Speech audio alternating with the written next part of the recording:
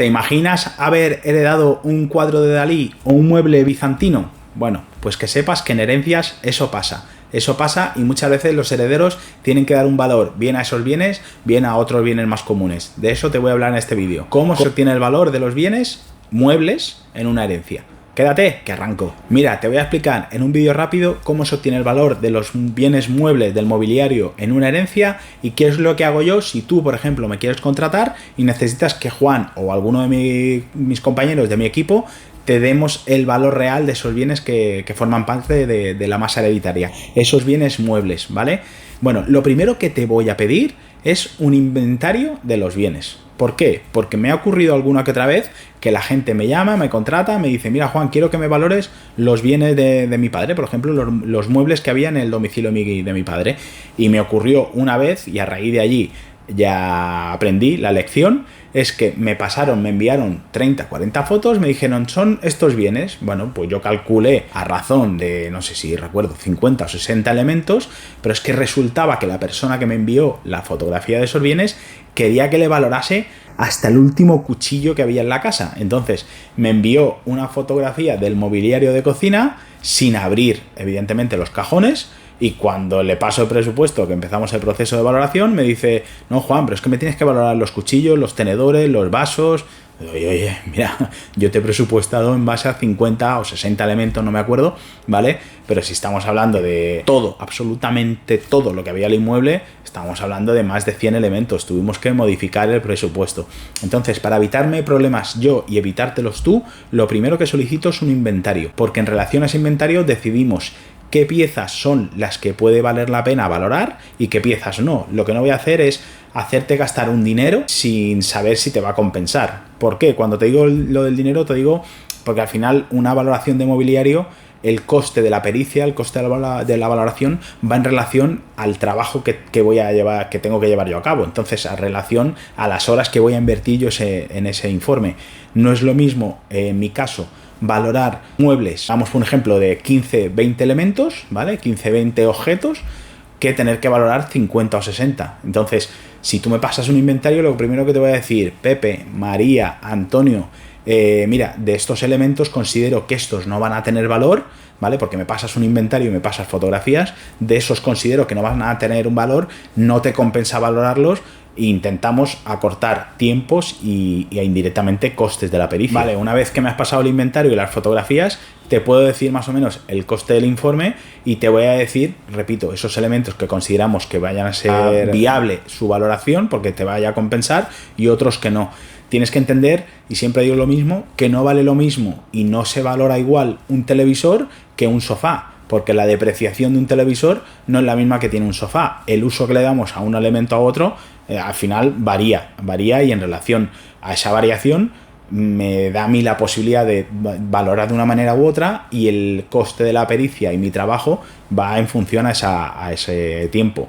Otro aspecto que tengo en cuenta para valorar muebles en herencia es si se dispone o no de la factura de compra.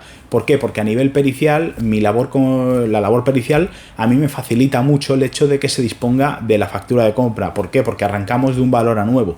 De ese valor a nuevo yo puedo calcular la depreciación del bien mueble en relación a su vida útil y en relación a su estado, y en base a esa vida útil y ese estado te obtengo el valor real, pero ya lo hago en base a un valor a nuevo, un valor de factura. Eso para mí es importante y facilita mucho mi labor.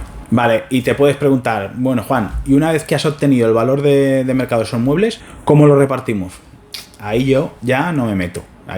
Porque al final jugamos con el hecho de que si el fallecido ha dejado testamento o no, si el testamento no ha dejado dicho cómo se reparten los bienes muebles de su casa o los que tenía él en su día a día, y ver cómo se reparte esos bienes, cuántos herederos sois, qué lotes se hacen.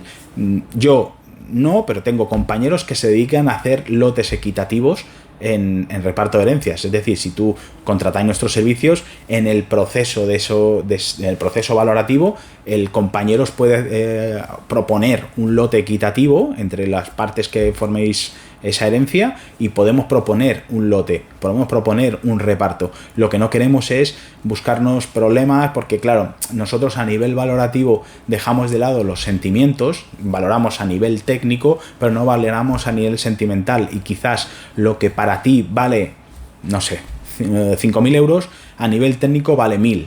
Entonces tenemos que evitar esos sentimentalismos. Nosotros a nivel técnico os podemos dar una valoración, os podemos hacer unos lotes equitativos en relación a esa valoración, pero no vamos a entrar en valoraciones y repartos sentimentales, porque eso forma parte de vuestro día a día y de vuestra toma de decisiones. Sí, lo que sí te puedo asegurar es familias rotas con discusiones y conflictos ya que venían de atrás o que incluso se han generado durante el proceso de la herencia, simplemente para saber quién se queda un mueble o quién se queda el anillo del fallecido o los pendientes de la fallecida.